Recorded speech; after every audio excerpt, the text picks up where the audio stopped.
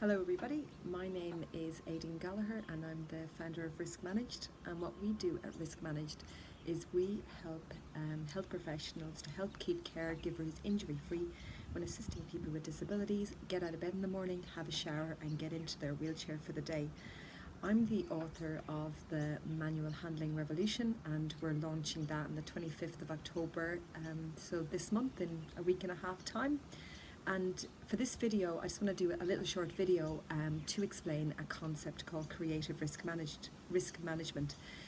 I believe that in manual handling, we are missing a few opportunities to use the great resource of risk management a little bit more. And the reason why I think that is because I've had the opportunity to work in two very different areas of practice as a health professional where risk management is used. One is in manual handling, obviously, but the second one is in mental health.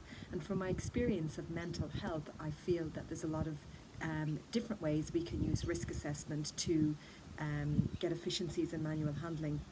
So just to explain, I used to work in a crisis mental health team, and what my role was to provide support to the emergency department when somebody with a mental health concern would come in with thoughts of harming themselves or others.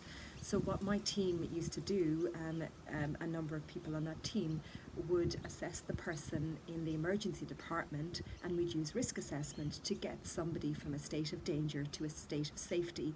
And what that process would involve would be determining whether they needed to be admitted to hospital under the Mental Health Act or whether they could be supported at home.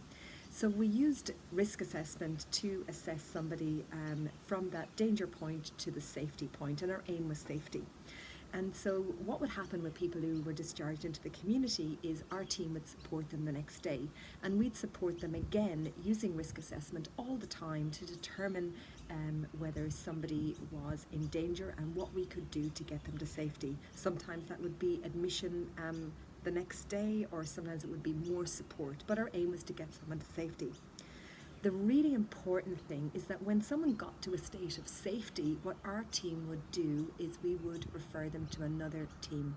And this is the key point that we do in mental health, because we've learned that safety isn't enough in mental health. We can get people safe by keeping them in hospital, but people don't live then. And that's the lessons we've learned in mental health, is that safety isn't enough. So when we referred to the other team, what the aim of that team was to get from safety to life. So to start living again after this crisis where we have got someone to a state of safety. And the really important message in this is we use risk assessment backwards. So we then use risk assessment to start taking risks, because risk assessment tells us when we want to try and take a risk, when is it too risky that we shouldn't do it, and when is it worth doing. And it helps us to make those really good clinical reasoning decisions.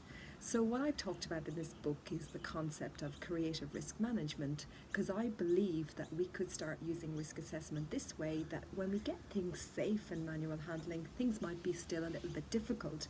So we can use creative risk management to look at getting the best out of equipment solutions, but still having that safety as the bottom line. So I hope you enjoy reading about creative risk management in the book, and I'd love to hear some feedback. And if anyone's interested in getting a copy of the book, I'll give a link to my personal page at the underneath this post. And again, would love to hear any feedback once you've had a chance to read it. Thank you very much. Bye bye.